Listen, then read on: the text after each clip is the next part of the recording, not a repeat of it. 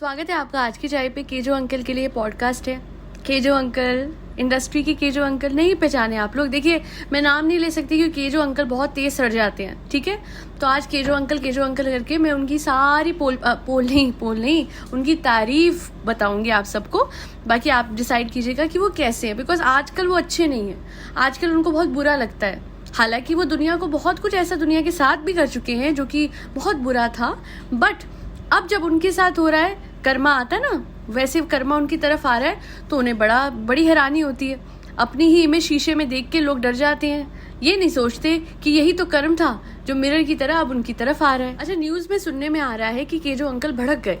उन्होंने अपने इंस्टा पे डाला कि भाई किसी ने ऐसे कॉमेडी करी है, मेरी रिस्पेक्ट नहीं है, आप लोग ऐसे कैसे मुझे डिमीन कर सकते हो, मैंने इंडस्ट्री में ये करा वो करा। तो हाँ, ऐसी बात करते हैं ना वो प्यारे केजो अंकल। तो मैंने कहा उनको याद दिला दूं कि उन्होंने इंडस्ट्री में क्या क्या करा, किसके साथ क्या क्या करा कि आज वो ये सब कुछ उनको, मतलब वो वेल डिजर्व्ड है ना। ही डिजर्व्स ऑल ऑफ दिस। चलिए शुरू करते हैं। वो गैजेट गुरुजी बोलते हैं ना, चलिए शुरू करते हैं। सबसे पहले बात करेंगे सुशांत के बारे में। सुशांत इस दुनिया से चले गए, बट एक बहुत लंबा वक्त he was in pen and depression. कारण कौन थे? KJo uncle. जी हाँ, ये सबके अंकल बनते हैं, बट आउटसाइडर्स के लिए ये किसी आंटी से कम नहीं है। सुशांत की जिंदगी अच्छी खासी मुश्किल बना दी थी इन्होंने, और ऐसा मैं नहीं कह रही हूँ, ऐसा कह रहे हैं बहुत सारे पब्लिश आर्टिकल्स, जहाँ ये पता लगता है कि आपने एक ट्रैप में फंसाया था सुशांत को। केजो अंकल बहुत तेज हैं, उन्हें ये चीज समझ नहीं आ रही थी कि इतने अच्छे एक्टर को लिटरली उसके करियर को एंड कैसे किया जाए। तो उन्होंने एक षड्यंत्र रचा जिसमें उन्होंने बेसिकली सुशांत को प्रॉमिस किया कि आपकी हम फिल्म बनाएंगे। आई गेस कुछ नंबर ऑफ फिल्म्स के लिए साइन किया, एंड उसके बाद एक फिल्म बनाई भी। बट आप विश्वास करोगे कि किसी एक्टर की कोई फिल्म थिएटर्स पे लॉन्च होने के बजाय एक ओटीटी प्लेटफॉर्म, बहुत ही पॉपुलर ओटीटी प्लेटफॉर्म पे लॉन्च हो रही है, और ये बात उस एक्टर को ना बताई जाए और रातों रात वो लॉन्च भी कर दी जाए। ऐसा कभी हुआ है? सुनने में भी नहीं आया। ना ही बहुत ज़्यादा लोगों ने वो फिल्म देखी होगी, बिकॉज इसी तरीके से तो किसी का करियर डुबाया जाता है कि किसी से काम कराओ और वो फेम और नेम उसको ना मिले। जिस मेहनत से उसने वो काम करा उस फिल्म में, उस मेहनत को भी लिटरली ख़त्म कर दिया जाए विद ऑल दोज एडिट्स, जिसमें सारे इंपॉर्टेंट सीन्स को हटा दिया जाए, सारे मेजर सीन्स जहाँ पे आप उस एक्टर की खूबी, खासियत और एक्टिंग देख सकते हैं, सबको हटा दिया। तो केजो अंकल ने सबसे पहले तो हमारे सुशांत सिंह राजपूत के करियर को ख़त्म करने में सबसे पहला स्टेपिंग स्टोन उन्होंने रखा था। उसके बाद बहुत सारी ऐसी आई जिन्होंने काफ़ी कंट्रीब्यूशन दिया, जिसकी वजह से हमारे सुशांत के साथ जो हुआ वो हुआ।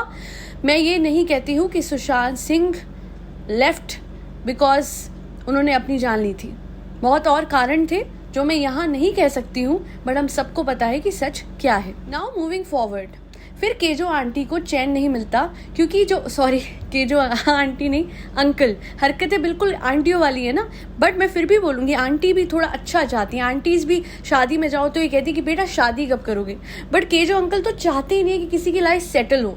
हर किसी की लाइफ में उथल पुथल मचाना केजो अंकल को बहुत अच्छा लगता है।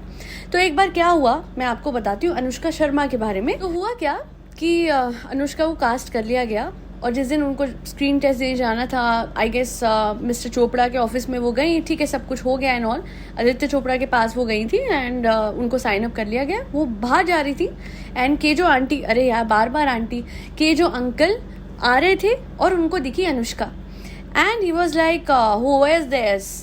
तो फिर आदित्य चोपड़ा ने बताया था she is my next superstar, ये मैं इनको ले रहा हूँ, रब ने बना दी जोड़ी में। तो हमारे महान केजो अंकल के दिमाग चला कि ओ माय गॉड, नेपोटिज्म का प्रोडक्ट नहीं आएगा तो मेरा जिंदगी कैसे चल जाएगा। तो फिर इन्होंने सोचा दैट इट इज़ बेस्ट कि मैं यहाँ पे भी किसी नए न्यू कमर का सपना जो है ख़त्म करने की पूरी कोशिश करता हूँ। कोशिश वो बहुत करते थे, वो बहुत बनते अपने आप को दूसरों के भाग्य विधाता, बट उनको पता नहीं है कि उनसे भी ऊपर बहुत बड़ा भाग्य विधाता बैठा है जो अपनी पे आए तो ऐसों को बहुत, कहते हैं ना, आईना दिखा सकता है। तो खैर इन्होंने क्या करा, आदित्य जी को बोला दैट एक काम करो ना, मैं आलिया को लॉन्च कर ही रहा हूँ, wait for 2-3 years and take her in Rab Ne बना दी जोड़ी।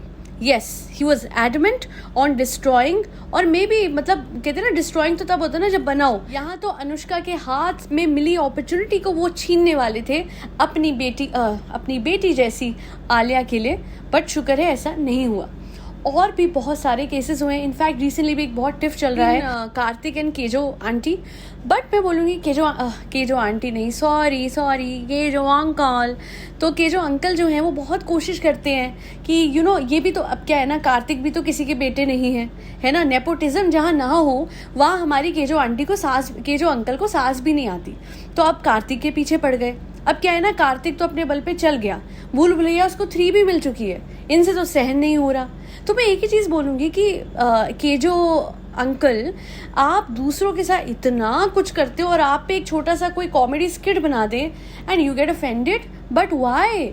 अभी तो पार्टी शुरू हुई है भाई साहब, रुको ज़रा, सब्र करो। अभी तो आपने बहुत सुनना है, समझना है।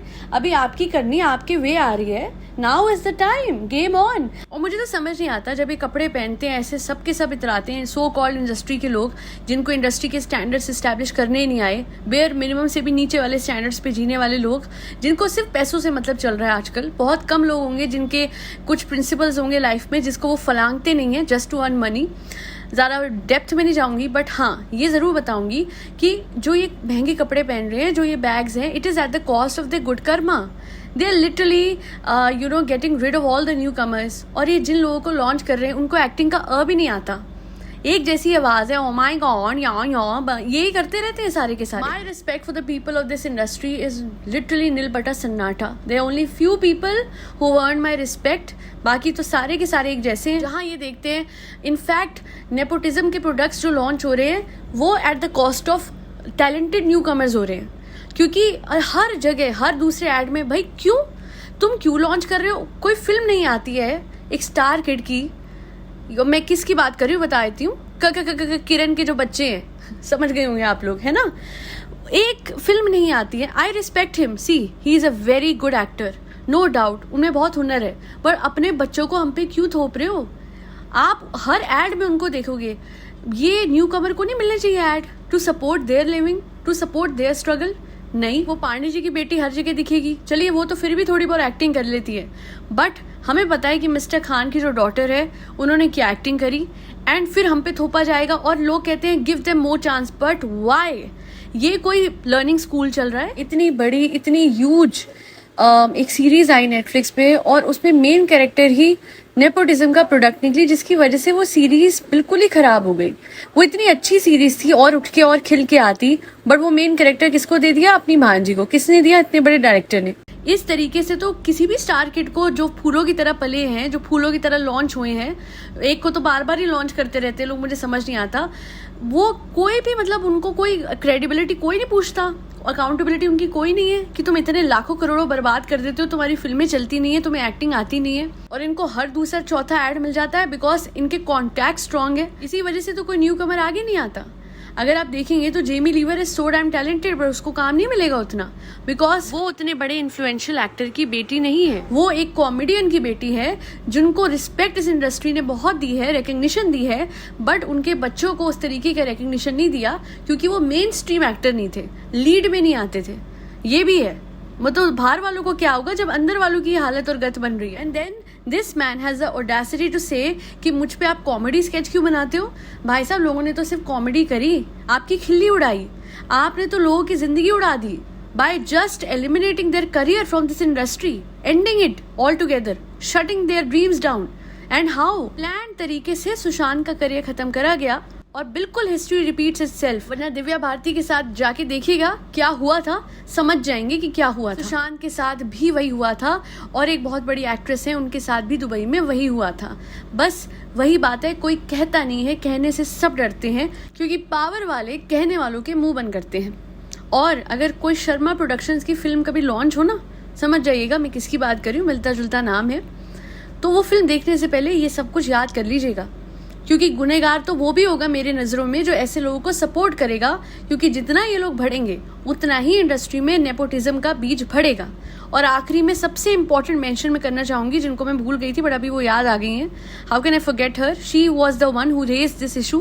कंगना रनावत को बहुत कम लोगों में हिम्मत होती है, ठीक है पॉलिटिकली जो भी आपका ओपिनियन है वो आपका होगा, मैं यहाँ पे कोई पॉलिटिकल ओपिनियन देने नहीं आई हूँ, मैं सिर्फ ये कहने आई हूँ कि जब लोग कहते हैं ना पहले आवाज़ क्यों नहीं उठाई कंगना ने, बाद में क्यों उठाई, तो मैं आपको बता दूं कि पहले आवाज़ के लिए प्लेटफॉर्म भी तो चाहिए था।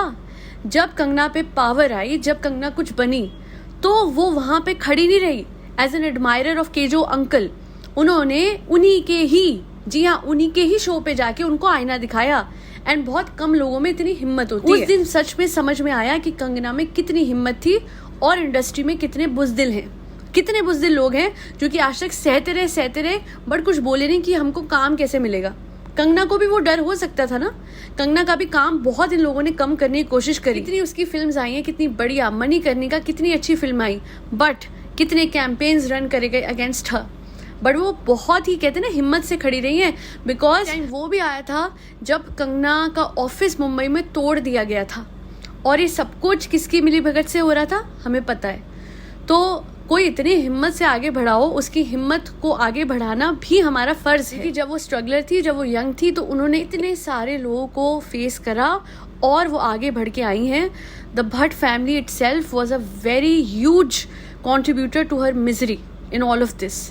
एंड आपको तो अंदाज़ा भी नहीं है कि कंगना के साथ क्या क्या हुआ कि वो इतनी मुश्किलों से निकल के खड़ी हो गई। फिर एक, कहते हैं ना, फौलाद की वो बनी हुई है कि वो उनको कोई तोड़ ही नहीं सकता। एंड हिम्मत से वो आज भी आगे बढ़ रही हैं। जो पॉलिटिकली उनका वो है वो उनका है, वहाँ मैं कमेंट नहीं कर रही हूँ। बट इस इंडस्ट्री में किसी भी न्यू कमर का आना, खड़े रहना ही बहुत मुश्किल है। इन लोगों को साइडलाइन करके आगे बढ़ना, वो तो बहुत बड़ी बात करी कंगना ने। And kudos to her for this. KJo uncle को अच्छा आईना दिखाया था। Snooty mafia of nepotism, sorry, flag bearer of nepotism, वही हैं आप, वही रहेंगे। Mister KJo aunty, mister KJo uncle. खैर, आज के लिए इतना ही। आई होप आज की पॉडकास्ट आप सबको पसंद आई, and I hope KJo uncle के फैंस को और केजो अंकल को भी पसंद आए, और उससे भी ज्यादा मेरे सब्सक्राइबर्स और व्यूअर्स को पसंद आए जो हमेशा सच का साथ देते हैं। Do like, share and subscribe to आज की चाय। मेरी बच्चों को खाना खिलाते रहिए जिसमें कैट्स, डॉग्स, गौ माता और बर्ड्स सब आते हैं। और आखिरी में यही बोलूँगी, जय श्री राम, राधे राधे, हरे कृष्णा।